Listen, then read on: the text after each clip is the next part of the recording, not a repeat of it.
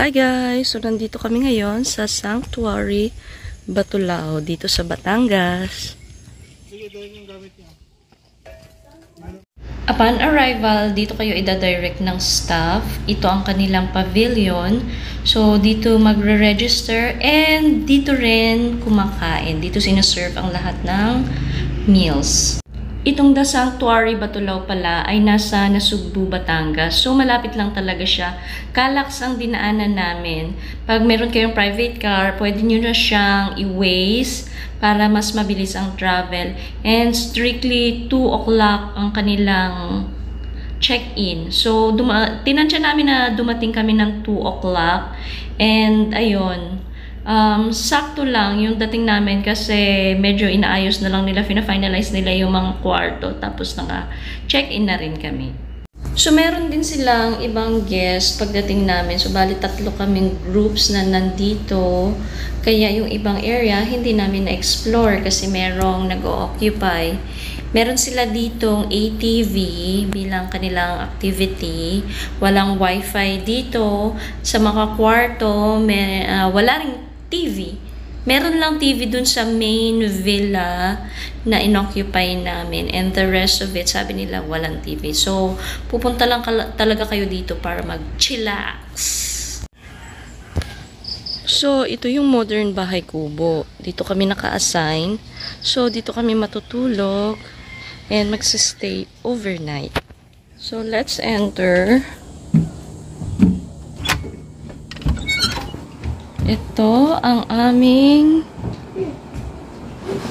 place for tonight. Ang tawag dito ay bahay kubo. This is the toilet na may cute na pintuan. Yan siya. And may cute din na CR. Yan siya. Yeah, I believe you can. And meron siyang mirror here. May fire extinguisher. Sabitan ng mga kung ano-ano. And merong ref. Dito yung sabitan ng lagayan ng gamit.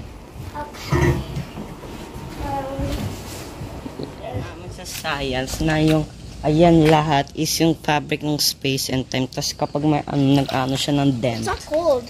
Oh, what's a dent? What's a dent?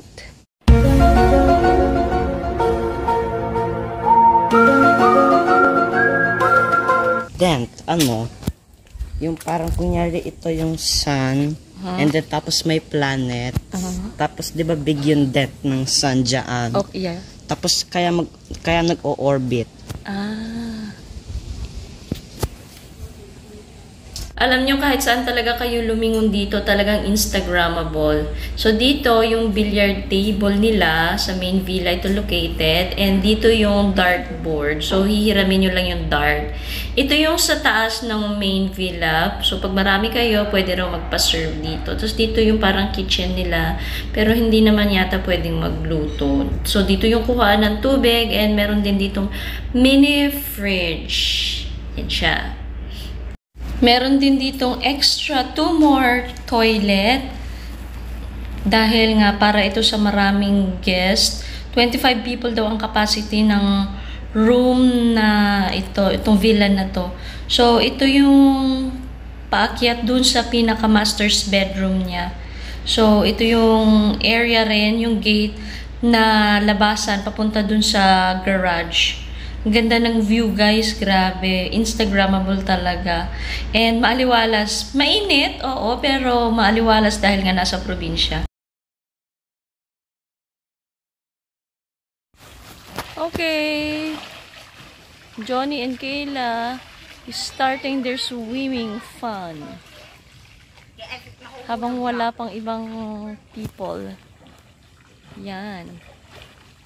Ito yung menu nila. So, 5 in the afternoon, pumili na kami. Tapos, 7 PM ang kanilang serving time. So, ganito nga yung setup ng kanilang dinner dahil nga big group kami. Yung ibang setup, medyo mas maliit kasi mas smaller group lang sila, like family. Kami kasi, group of families na nandito.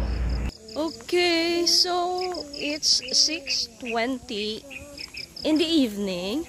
And this is our view right now. Kinuha na yung order namin.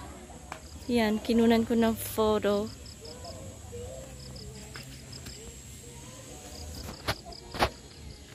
Ay, dito pala. Baba tayo. There's... Oh, this is nice! Babe! Babe, KK! Wait lang! Let's take a picture. How lovely! So, ganito yung aura niya sa gabi. Ganyan yung swimming pool. Hindi pa talaga, gabing-gabi. 6:35 dito sa aking relo. So, nakikita pa ang paligid. As you can see, ayan. Meron ako nakitang magandang view. Ayun, ang ganda ng sunset, diba? Mapicturean nga. Eto guys, tingnan ninyo. Ang ganda ng drama, diba? Ito yung twin villa yata yung tawag dito. Diba? Ang ganda ng shade ng niya. Ng lights. Instagrammable. So, umorder ako ng chicken inasal at saka tinola for dinner. Kasyang-kasya na siya sa amin. Sobra pa nga actually. 8 hours later. Good morning! So, today is another day. Maaga ako nagising dahil medyo maaga kaming natulog. So, ini-explore ko ang paligid at ito, may nakita ako. Papakita ko sa inyo. Ayan, may saging. Sa Manila, wala ito eh. O, di ba may puso? Yan. Buti pa ang saging, may puso. At ito, nakikilala nyo ba to? Yan o. Yung bunga ng puno ng kahoy. Ito, ayun o. Yan. Yung sarap, riddle na isang prinsesa nakaupo sa tasa. Ang sagot ay, tadan! Kasoy! Wow, ang baba lang ng kasoy. Mamaya daw meron daw ATV.